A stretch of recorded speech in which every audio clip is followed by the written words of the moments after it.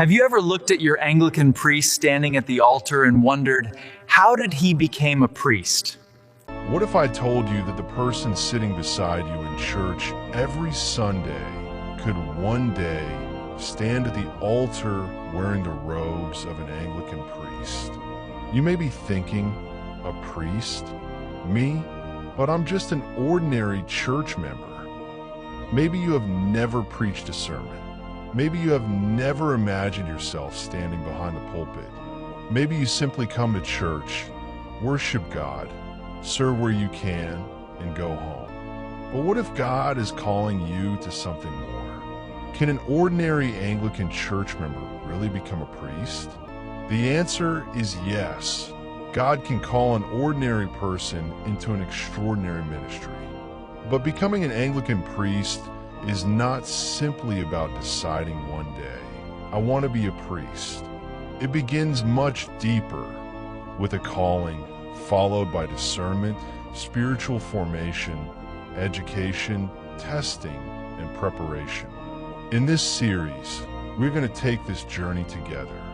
We will look at how an ordinary church member can recognize a priestly calling, who to speak to, what the Anglican Church looks for, the process of discernment and theological training, and what happens before someone is ordained a priest.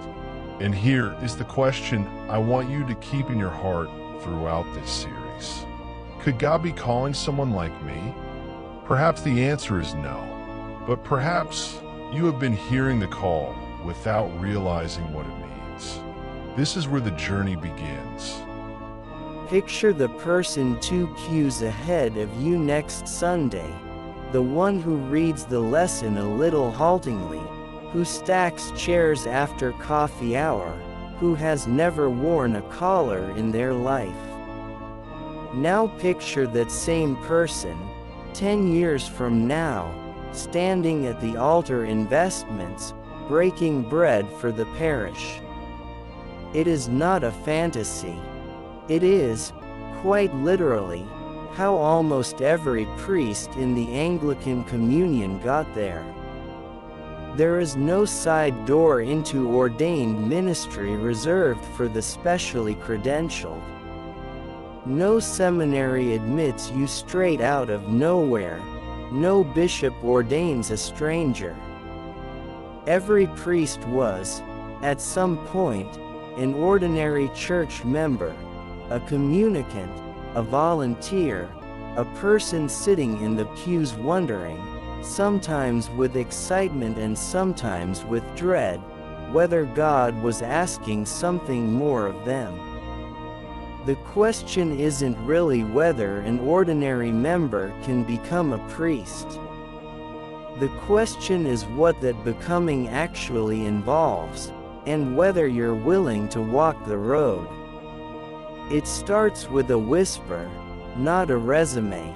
Anglican tradition insists that priesthood is not a career choice in the ordinary sense. You don't wake up one morning and decide to be ordained the way you might decide to go to law school.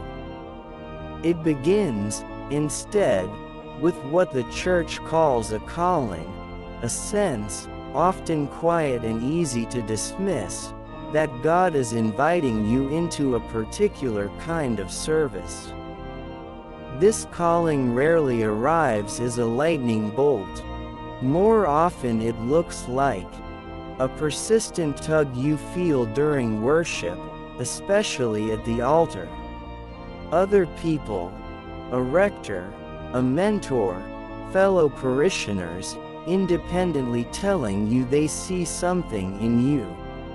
A restlessness in your current life that prayer keeps circling back to. A growing hunger to serve the church more deeply, not just attend it.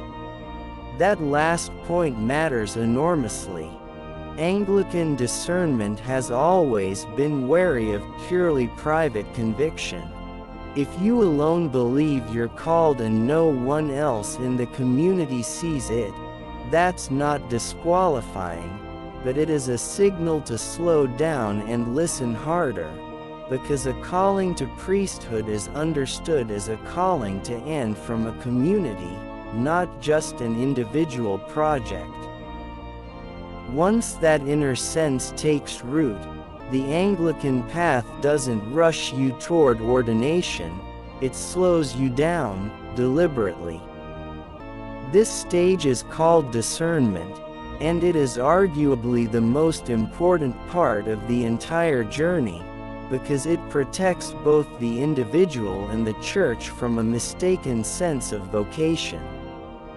Discernment typically unfolds in layers. 1. Conversation with your parish priest. This is almost always the first formal step. You tell your rector or vicar what you're sensing, and they begin to walk alongside you, asking questions, observing you in ministry, praying with you. 2. Increased involvement in parish life. Before anyone talks about seminary, you're usually asked to serve as a reader, a pastoral visitor, a catechist, a server at the altar. The church wants to see your faith in action, not just hear you describe it.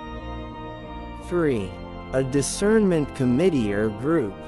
Many dioceses convene a small group of clergy and laypeople to meet with you over months, sometimes years, testing your sense of call from multiple angles: spiritual maturity, theological curiosity, emotional health, character, and genuine love for people. 4. Meeting with the bishop. Eventually, if your parish and discernment group affirm what they're seeing, you meet with the diocesan bishop, who holds ultimate responsibility for admitting candidates toward ordination. This entire process can take 2 to 5 years before a candidate is even formally accepted for training, and that length is not bureaucratic foot-dragging. It exists because the Church takes seriously the weight of what it's ordaining someone into. What discernment is actually looking for? It's worth naming plainly what dioceses and discernment committees weigh, because it dismantles the myth that priesthood is reserved for the exceptionally pious or the theological brilliant. A living, examined faith, not perfection, but honesty about doubt, growth, and dependence on grace. Character and integrity, tested over time and in ordinary circumstances, not just in a single interview. A heart for people. Pastoral instinct shows up more reliably in how someone treats the grieving, the difficult, and the overlooked than in how well they preach. Capacity to be formed, a teachable spirit, willingness to be shaped by seminary, mentors, and the wider church. Health across the whole person, spiritual, psychological, and relational well-being, since ordained ministry places real strain on all three. Notice what's absent from that list: a particular educational pedigree, a certain personality type, eloquence, or prior religious employment. Discernment is not a talent search.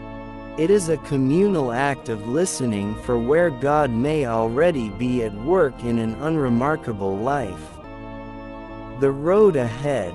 Assuming discernment affirms the calling, the ordinary path continues through formal theological training, often several years at a seminary or through a diocesan formation program, a period as a postulant and then a candidate, ordination first to the diaconate, and finally, usually after about a year serving as a deacon, ordination to the priesthood itself.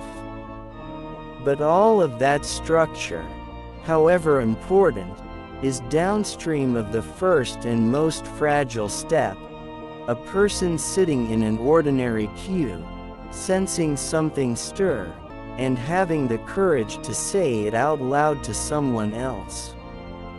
So, can an ordinary church member become an Anglican priest? Not only can they, in the Anglican tradition, that is the only way it has ever happened. Every priest began exactly where you are now, uncertain, unqualified on paper, and listening.